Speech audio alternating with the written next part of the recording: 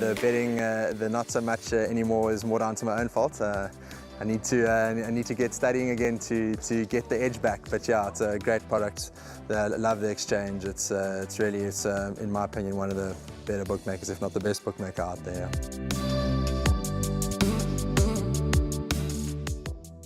The second race on the card is the first leg of the bipod, and it's the maiden plate for fillies and mares over 1,200 metres, and we race at 12:30, and at the time of recording there are no scratchings in this race. There are 2 scratchings on the card, which we will disseminate as we go along, but at the time of recording early Saturday morning, no scratchings. Let's go and listen to what Garth Puller had to say about his first timer.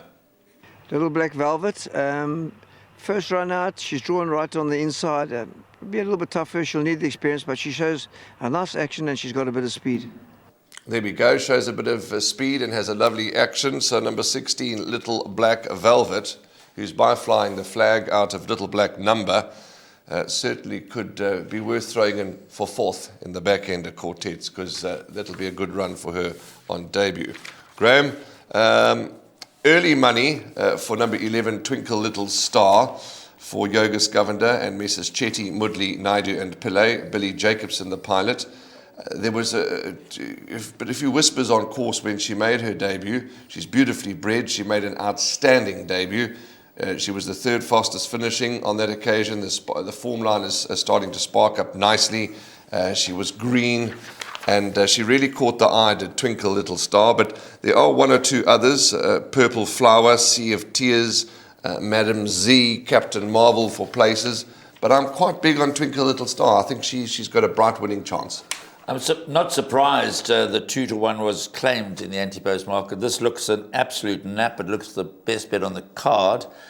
Having said that, there is at this early stage no betting support for any of the well-bred first-timers, but there are a number of them. So if there's suddenly a market springer, I might have to change my position as we get closer to race time. But as we sit here, as you mentioned, we record this on the Saturday morning. Number 11, Twinkle Little Star, 15-10, in from 2-1. Baby Love and Princess Arlo have come out to win from that run behind Knockout, where Twinkle Little Star ran 2nd. So really, it's impossible to oppose her. She looks as natural. As you said earlier, there are a couple of tricky races. So certainly get a banker, number 11, Twinkle Little Star, in the opening leg of the bipod. Obviously, there are a couple of well-bred first-timers, and we have to watch the market and respect the market. But I think that Twinkle Little Star is going to take a ton of beating. 2 things before we move on to the 3rd race. Point 1, how beautifully named is number 1, Minogue? Very nicely named, Minogue, by Vercingetorix out of Kylie.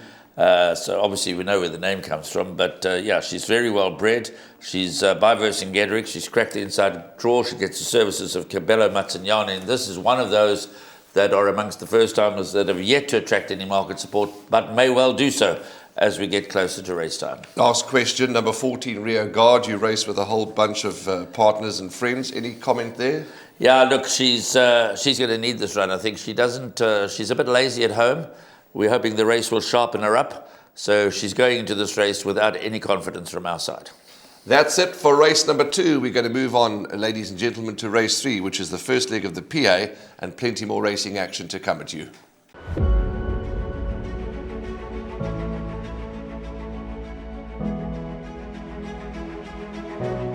It's Donovan Everett from Cape Racing, and I'd just like to say it's an absolute pleasure to be involved with Intrabet and Cape Breeders in this golf day today here at Pearl Valley.